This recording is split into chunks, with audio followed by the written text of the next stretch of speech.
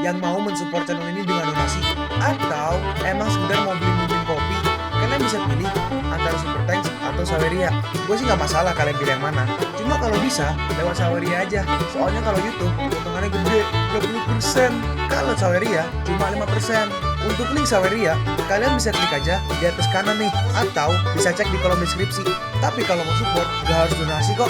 Dengan kalian nonton sampai habis dan memberikan like pada video ini, itu udah ngebantu banget buat support channel ini. Oh iya, kalian juga bisa join nih ke grup Telegram komunitas cerita manhwa yang baru. Untuk linknya, gue tambahin di layar ya. Tapi kalau malas ngetik, cek aja kolom deskripsi. Di sana, kalian bisa sharing nih topik seputar manhwa dan kawan-kawan, dan juga ke teman-teman baru. Kalau mau info terbaru dari Mimin, misalnya upload kapan atau misalnya ada telat upload, Mimin pasti akan langsung infokan di Telegram. Makanya, jangan lupa join ya. Gak perlu berlama-lama lagi, kita mulai aja ceritanya. Tapi tiba-tiba Leontin Gyoke dihancurin. Loh, apa yang kau lakukan? Junior, meskipun kau telah memulihkanku, aku selalu merasa otakku kacau. Rasanya seperti aku bukan diriku sendiri. Kau sangat hebat. Kenapa kau tidak membantu kakak besar ini? Kenapa kau tidak menyelamatkan bagian jiwaku yang tersisa di pedang tersegel? Lalu di sini, Shinye menggerakkan tangannya dan berkata, "Selamat malam, bocah roh." Terus si roh pedang marah. "Kenapa? Bagaimana bisa kau masih bisa mengendalikanku?" Terus abis gitu si roh pedang langsung ditarik, dimasukin ke dalam inventory atau apapun itulah. Di sebelah apa jiwanya Shinye mungkin ya. Kau pikir aku tidak menyadarinya? Kau telah diam-diam mengasimilasi jiwaku. Tapi sayangnya jiwaku agak istimewa. Aku bisa dengan mudah mengembalikan bagian yang telah kau asimilasi. Aku membiarkanmu hanya karena aku ingin melihat trik apa yang kau lakukan. Ting bertanya, "Host, kapan Anda berencana menyempurnakan Spirit Truth?" Shinye menjawab, "Sekarang juga, untuk berjaga-jaga jika terjadi sesuatu nanti malam. Sekarang kita pergi ke aula pertemuan Sekte Wanxiang." Ketua Sekte Wanxiang berkata, "Kali ini Tetua Lin sudah kembali dari perjalanannya. Pengaruh Sekte Wanxiang kita pasti akan dapat mencapai tingkat yang lebih tinggi." Orang yang jauh itu merespon, "Mencapai level yang lebih tinggi atau tidak, itu akan kita bahas nanti aja. Ku dengar Ketua Sekte pergi ke Sekte Qingyun hari ini dan kehilangan kelima urat nadi kita. Apa pavilion artefak kita akan dibubarkan?" Orang ini adalah Tetua Chuofu dari pavilion artefak Sekte Wanxiang. Dia di tahap Golden Elixir. "Hei Chuofu, apa kau ingin mengeluh kepadaku? Kau sudah melihatnya kan dari batu rekaman kontes pemurnian artefak? Jika itu kau, apakah kau bisa menang melawannya?" Chuofu membalas, "Aku tidak akan bisa menang. Tapi pada saat itu, demi keamanan, aku akan memilih 10 tetua pemurnian artefak dan meminta mereka untuk pergi ke Sekte Qingyun bersama-sama. Aku nggak tahu siapa yang mengatakan bahwa kau bisa melakukan semuanya sendirian. Kau lah, kedua tetua, tolong jangan marah. Meskipun kita kehilangan semua urat kali ini, tapi kontraknya dengan jelas menyatakan bahwa mereka harus menanggung semua kuota modifikasi artefak sekte kita. Kita juga harus menyelesaikan tugas Sekte Qingyun dan bekerja untuk mereka. Kita pasti bisa menyelesaikannya. Tapi jika mereka tidak bisa menyediakan artefak yang cukup, mereka harus membayar 2 kali lipat nilai artefak dalam bentuk batu roh. Dengan kekuatan Sekte Qingyun yang menurun, tidak mungkin mereka bisa menyediakan cukup banyak artefak agar para kultivator sekte kita dapat menggunakannya. Nanti mereka pasti akan meminta kita untuk mengambil kembali urat nadi atau meminta pemurnian artefak kita, dan hak kita akan kembali kepada kita. Dan mereka juga kehilangan murid dengan jiwa heterogen yang dapat menggunakan teknik soul refining. Jiwa heterogen, makhluk yang dapat berdiri di puncak tawa artefak dengan sedikit kultivasi. Jika dia masih di sana, Sekte Qingyun akan mampu menelan 10 urat ini. Sayangnya aku sudah menghancurkannya dan membuatnya menjadi idiot. Jika Chuofu membawa 10 orang bersamamu, bocah itu tidak akan menggunakan teknik soul refining untuk melawanku sampai mati. Kita bisa memenangkan urat nadi itu tapi membiarkan anak itu berkembang. Maka dalam 10 tahun, Sekte Qingyun akan dapat menekan kita hanya dengan pemurnian artefak. Ini benar-benar pandangan jauh ke depan dari Tetua Lin. Dia membantu kita memecahkan potensi krisis. Tetua Lin merespon, "Aku tidak seperti sebagian orang yang berpikiran sempit dan hanya fokus pada keuntungan sesaat." Tiba-tiba, "Hah, apa?" Ketua Sekte bertanya. "Ada apa, Tetua Cha?" Tetua Cha menjelaskan, "Ketua Sekte, orang-orang kita di Sekte Qingyun mengirim pesan yang mengatakan bahwa seseorang menerobos Sword Intent dan menyebabkan fenomena surgawi." "Hah, apa?" "Menerobos Sword Intent jauh lebih sulit daripada terobosan biasa. Terobosan itu juga dapat menyebabkan fenomena surgawi. Apa itu Qing Wuci?" Mereka sudah mengirim gambar. Mari kita lihat aja sendiri. Dan saat dilihat, astaga, itu Sword Intent. Itu bukan Qing Wuci. Dia masih muda. Kenapa aku tidak pernah mendengar sekte itu punya jenius seperti ini? Tunggu, ini tidak mungkin. Kenapa bocah itu? Ting, nilai kreasi plus 968. Saat ini Shinye ada di puncak Chengyang, Sekte Qingyun. Dalam hati Shinye, "Sistem, kau menipuku. Kenapa proses ini mengeluarkan suara yang begitu besar sampai-sampai menghancurkan atap dari tempatnya Shinge?"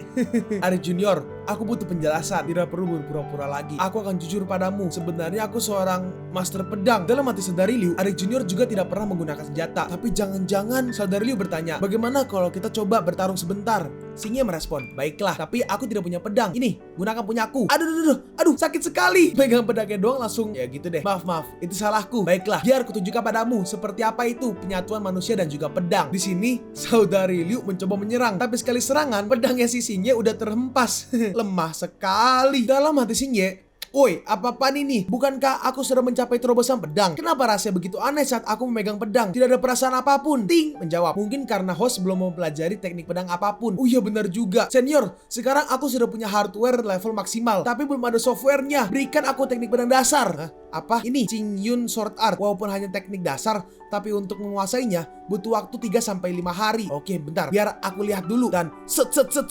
Dalam hati saudari Liu, cepat sekali. Dalam hati Xingye, luar biasa. Jadi ini terobosan pedang. Teknik pedang ini begitu mudah aku pahami setelah melihatnya sekilas. Seperti aku sudah pernah belajar sebelumnya. Hanya saja aku lupa. Set. Oke, senior, aku sudah siap. Seranglah. Dalam hati saudari Liu, ini auranya benar-benar berbeda dari sebelumnya. Tapi kan baru aja kurang dari setengah jam. Yang jelas, adik junior ini punya banyak hal yang tidak bisa aku pahami. Mari kita lihat seberapa besar kejutan yang akan dia berikan kali ini. Saudari Liu menyerang, tapi Xingye dengan cepat menghindari serangannya dan menggunakan tangannya untuk menyerang. Saudari Liu menyerang lagi, tapi Xingye menghindar lagi dan menyerang kali ini menggunakan kepalanya. Lalu saudari Liu menyerang menggunakan pedang, tapi Xingye di sini nyerang juga, nahan serangannya pakai kepalanya. Lah, adik junior, apa yang sedang kau lakukan? Aku nggak tahu. Setiap memakai Qingyun Sword Art, aku selalu jadi begini. Ting, aku sudah menemukan jawabannya. Host, terobosan pedangmu bukan di level manusia, tapi di level pedang. Hah? Maksudnya? Iya. Tubuhmu yang dimodifikasi jadi tubuh mayat sudah seperti harta karun tingkat tinggi. Lalu Anda juga memiliki roh pedang yang sangat cocok dengan tubuhmu. Kemudian,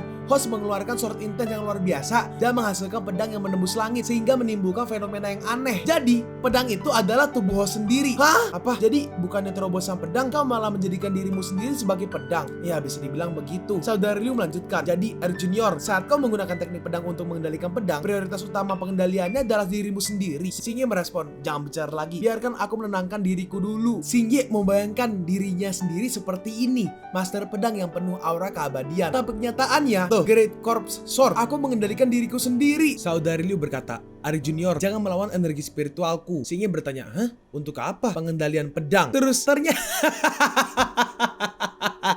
Xingye dijadiin kayak pedang terbangnya sama si saudari Liu. Terus dilihat sama si Shawan. Ayolah cepat tidur. Kekurangan tidur bisa menyebabkan halusinasi. Terbang terus. Sekarang mulai mendarat. Buka spoiler. Persiapkan roda pendaratan. Lepaskan. Ini benar-benar aneh. Ternyata benar. Aku belum pernah menggunakan pedang terbang semulus ini. Adik junior, gerakanmu begitu mulus membuatku tidak bisa berhenti. Xingye membalas, kakak senior, jangan ucapkan kata-kata yang bisa disalahartikan begitu. Saudari Liu berkata, ini sangat bagus. Sekarang kau tidak perlu tidur dengan pedang terbang atau menggunakan banyak pedang terbang. Xingye membalas, izinkan aku menolak. Bagaimana jika kakak senior terbiasa dengan posisi seperti itu dan nanti selalu ingin berada di atas? Ting, nilai kreasi plus 22. Kakak senior, aku hanya bercanda. Oh iya, ngomong-ngomong, kakak senior, kau cepat sekali memahami sesuatu. Padahal aku sudah membuat keributan sebesar itu. Tapi kenapa tidak ada yang datang mencariku? Saudari Liu menjawab, ketua sekte menyuruhku mengawasimu. Dan dia pergi mengadakan rapat darurat. Hah? Rapat apa? Saudari Liu menjelaskan, kau sudah membuat keributan besar. Bahkan formasi tidak bisa menahannya. Sepertinya berita tentang bakat pedang yang sulit ditemukan selama 1000 tahun di sekte Qingyun akan segera menyebar ke seluruh negara Changlan. Xingye merespon, itu kan bagus. Akan menambah semangat kita. Kalau kau hanya seorang jenius biasa, mungkin itu hanya akan menimbulkan kecemburuan dari sekte-sekte lain. Tapi kau adalah benih kekuatan luar biasa yang akan membawa sekte kita terbang tinggi jika berkembang. Ini akan memberi tekanan besar kepada sekte Qingyun yang sedang terombang-ambing saat ini. Tapi aku bukan benih kekuatan luar biasa. Tepat sekali. Kalau itu sebuah pedang dengan aura pedang yang membelah langit hingga memunculkan fenomena, itu masih bisa. Tapi kau kan bukan manusia. Manusia yang menyebabkan fenomena pedang itu sangat jarang. Bahkan bisa dibilang tidak mungkin. Nah, sekarang semua orang menganggapmu sebagai jenius pedang tingkat dewa dan kau tidak akan bisa membantahnya. Kau hanya bisa menerima itu. Xingye merespon, ini benar-benar merepotkan. Saudari Liu melanjutkan, kembalilah dan beristirahat. Setelah rapat selesai, pasti akan ada rencana yang disiapkan untukmu. Sekarang kita lompat ke keesokan harinya. Saudari Liu bertanya, ketua sekte, master, apa ini solusi yang kalian putuskan? Membiarkan adik junior menggantikan Wang Teng untuk menikah dengan sekte Wanxiang. Ini adalah usul dari ketua Li. Tentu saja tergantung kepada pendapat Nak Xingye. Saudara Wang Teng baru aja meninggal. Apa ini tidak masalah? Si ketua sekte Wan Cheng menjawab, keponakan tidak perlu khawatir. Xin tidak punya perasaan apapun terhadap Wang Teng. Sebaiknya perjodohan mereka sebaliknya mungkin ya. Sebaliknya perjodohan mereka hanya untuk memperkuat aliansi. Tapi setelah Xin melihat penampilan luar biasamu yang memiliki sorot inten yang menembus langit kemarin, dia jatuh cinta kepada pandangan pertama dan memohon padaku, ayahnya, untuk menjembatani kalian. Dalam hati Xingye, benarkah itu cinta pada pandangan pertama? Anak gadismu itu bahkan sudah mengantuk. Xin bukankah kau punya sesuatu untuk disampaikan kepada keponakan Xingye? Lalu dia pun maju dan memberikan sebuah surat. Surat? Terus si Xin ngomong ke saudari Liu, jangan ngintip. Tidak akan. Dan saat dibuka suratnya, Xingye tampak agak kaget. Saudari Liu bertanya, kenapa ekspresimu begitu? Xingye menjawab, Xin benar-benar berani, membuatku merasa malu dan deg-degan. Tuan Li, aku sudah mengerti maksud dari Chun-Chin. Namun di antara kami kurang ada pemahaman dasar. Bagaimana kalau kita biarkan Xin tinggal sementara di Chengyang Peak, memberi kesempatan bagi kami untuk lebih mengenal lebih banyak? Ketua sekte Wan Cheng bertanya, ini aku tidak keberatan. Bagaimana dengan pendapat Tuan Qingxuan? Ketua sekte Qingyun Qingxuan menjawab, ya boleh aja. Hanya saja kondisi di Chengyang Peak mungkin membuatmu agak kurang nyaman, nona muda. Tuan Qingxuan suka bercanda. Xin tidak selemah kelihatannya. Jadi bagaimana kalian berdua? Cobalah saling mengenal. Aku masih ada urusan yang harus diselesaikan. Lalu akhirnya si ketua sekte Li pergi lewat sebuah portal. Tapi ketua sekte Qingxuan, ketua sekte dari Qingyun, dan juga Wang Quanzhou mengejarnya. Tuan Li, bukankah hari ini Anda harus menyerahkan tambang? Jangan terburu-buru. Bukankah kita sudah sepakat sebelumnya? Pada hari pernikahan Xin barulah kita resmi menyerahkan perjanjian aliansi. Kita bisa mengurusnya pada saat itu. Tuan Qingxuan, jika Anda ingin aliansi ini segera terwujud, lebih baik Anda memfasilitasi kedekatan mereka berdua. Wang Quanzhou berkata, Master, dia ingin menggunakan pernikahan untuk menarik Xingye ke arah sekte Wan Cheng karena melihat potensi yang dimilikinya. Ketua sekte membalas, tidak masalah, aku percaya kepada muridku Liu Shi. Master, apa Anda ingin muridku menjalin hubungan dengan putri Tuan Li? Itu gak boleh. Ketua sekte membalas, pantas saja, padahal kau sudah berumur 300 tahun, tapi belum juga punya pasangan hidup. Hah? Master, apa hubungannya itu denganku yang tidak punya pasangan hidup? Dan ketua sekte pun kembali, Xin kenapa hanya ada kau yang tersisa di sini? Kemana yang lain? Xin menjawab, senior perempuan berbaju putih membawa Xingye pergi. Hah? Apa? Lagi-lagi di sini Xingye dijadiin sebuah pedang sama si saudari Liu. Kakak senior, aku tidak melawan kekuatan spiritualmu karena takut melukaimu. Jangan terlalu berlebihan. Ada junior, kau membiarkan nona muda itu tinggal di tempat kita. Apa kau benar-benar ingin membuka harem? Xingye bertanya, harem? Bukankah dia hanya sendirian? Emangnya ada siapa lagi? Oh, senior, apa kakak senior? Apa kau secara nggak sadar sudah menganggap dirimu bagian dari harem ini? Benar kan? Kalau bukan begitu, siapa lagi? Ayo katakan, Sword Mirage. Lalu si Xingye langsung diputer-puter sama saudari Liu sampai-sampai dia muntah.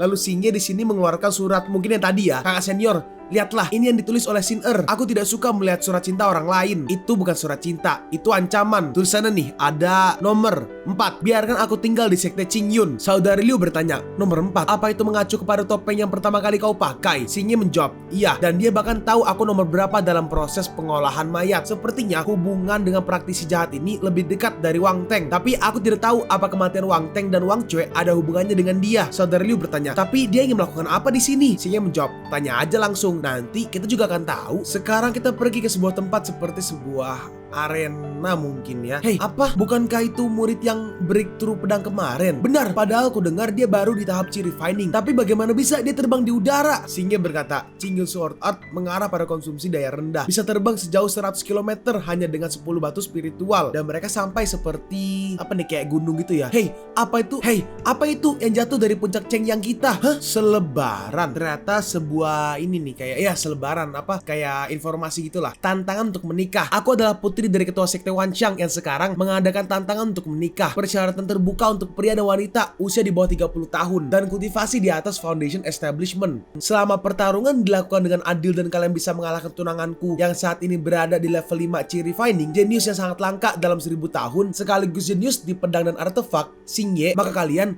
bisa menggantikan tempatnya. Siapa cepat dia dapat. Ini apa-apaan ini? Lalu Xingye langsung pergi menemui Xin yang masih nyebarin tuh ya. Hei, ini apa yang kau inginkan? Lama tidak bertemu. Nomor 4, apa kau masih ingat padaku? Xingye membalas, aku bukan nomor 4, panggil aku Xingye. Xin membalas, oh begitu, tidak ada ingatan tentang sebelumnya. Aku tanya sekali lagi, apa yang kau inginkan? Tantangan untuk menikah. Lalu tiba-tiba Xin menembak ke arah tembok ya, membuat sebuah lubang. Dan ternyata di situ ada Shawan dan juga saudari Liu. Hei, menguping itu tidak baik, tidak masalah. Mereka ada di pihakku. Semuanya tahu identitas asliku.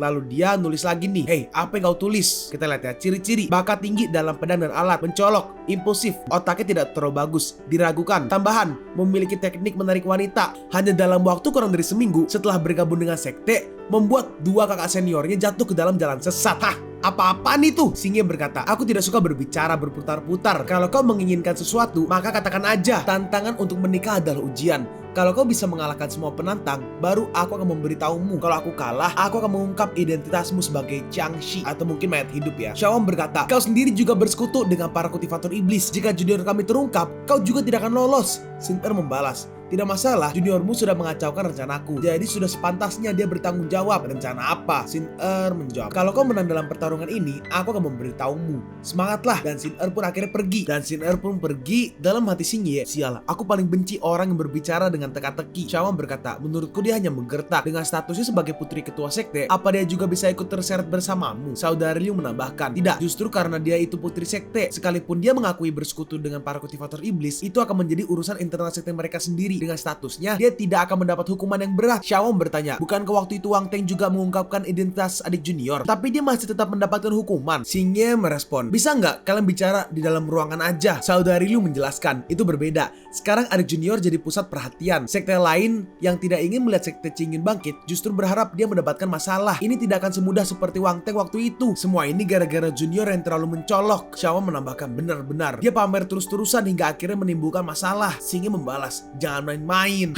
Terus ternyata flyernya udah sampai ke ketua sekte Wanxiang. Omong kosong. Apa yang sebenarnya direncanakan oleh Xin Sebelumnya, Wang Teng yang mendapat masalah dan sekte Qingyun tidak bisa menjalankan perjodohan. Itu sebabnya aku mengajukan lamaran agar mereka sulit untuk menolak. Kalau tidak, Qingxuan pasti sangat ingin menjauhkan bocah itu dari orang-orang sekte kita. Tapi garis ini malah mengadakan pertarungan perjodohan. Bukankah justru itu sesuai dengan keinginan sekte Qingyun? Jika aku adalah Qingxuan, meskipun bisa menang, aku akan sengaja kalah. Si penatua yang kiri bertanya, ketua sekte sudah menghubungi Nona. Ketua sektenya menjawab, aku sudah mengirimkan pesan suara, tapi tidak ada balasan. Kirim seseorang untuk membawa garis itu kembali. Ketua sekte Xingye sendiri yang bersedia membiarkan Nona tetap tinggal. Jika kita memaksanya kembali, itu kurang pantas. Meski sekilas tampak seperti lelucon, mungkin ada maksud tersembunyi di balik tindakan Nona. Oh, coba jelaskan. Aku rasa ada dua kemungkinan alasan Nona melakukan ini. Kemungkinan pertama, dia yakin bahwa Xingye telah jatuh cinta padanya dan masih menyembunyikan kekuatannya. Jadi pertarungan ini sebenarnya adalah sebuah siasat untuk memecah belah mereka. Qingxuan pasti akan meminta Xingye untuk sengaja kalah dan menjauh dari kita. Tapi Nona yakin bahwa demi mendapatkan dirinya, Xingye akan melawan perintah Qingxuan. Lagi pula, ini bukan pertama kalinya dia melakukan hal itu. Di saat itu,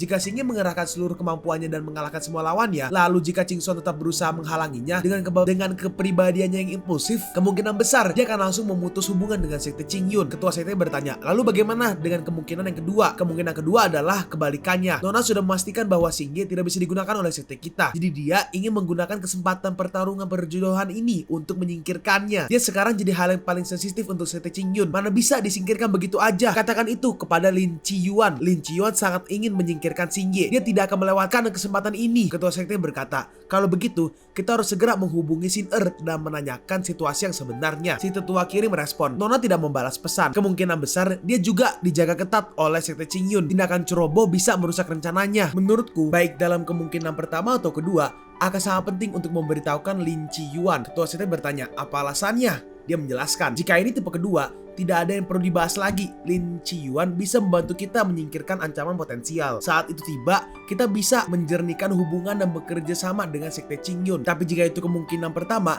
kita hanya perlu mempersiapkan Nona lebih awal, mengenakan artefak pelindung tubuh, dan pada saat yang tepat melindungi Xingye dari serangan mematikan. Karena dia sudah tertarik kepada Nona, ditambah dengan rasa terima kasih karena diselamatkan, kita pasti bisa mengendalikan anak itu. Si ketua sekte berkata, strategi yang bagus, sangat bagus. Dengan ada dirimu sebagai penasihat, tidak ada alasan untuk sekte Wanxiang tidak berkembang lebih besar lagi. Anda terlalu memuji. Nona bahkan tidak membalas pesan. Sepertinya dia benar-benar dijaga dengan ketat. Kita perlu mencari cara untuk mengirim pesan padanya. Ketua sekte merespon, ya itu masalahnya. Tapi tiba-tiba ada yang membuka pintu dan itu adalah si Xin Loh, kenapa kau kembali? Xin menjawab, Xingye akan berkonsentrasi dalam meditasi selama 3 bulan untuk memahami esensi pedangnya. Jadi aku pulang dulu. Saya telah mengirim banyak pesan. Kenapa kau tidak membalasnya? Aku lupa mengisi batu roh kepada alat komunikasi.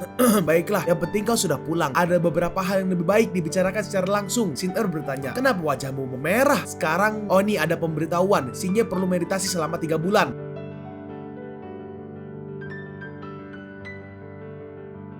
Kalian pun sampai di penghujung video ini. Kalian mau tahu lanjutan chapter ini? Atau manhwa menarik lainnya? Makanya, jangan lupa subscribe biar kalian gak ketinggalan kalau gue upload video baru. Jangan lupa like, komen, dan share ke teman-teman kalian supaya channel ini bisa lebih berkembang ke depannya. Segitu dulu dari video cerita manhwa. Gua Sabik undur diri. See you on the next video. Zaijian!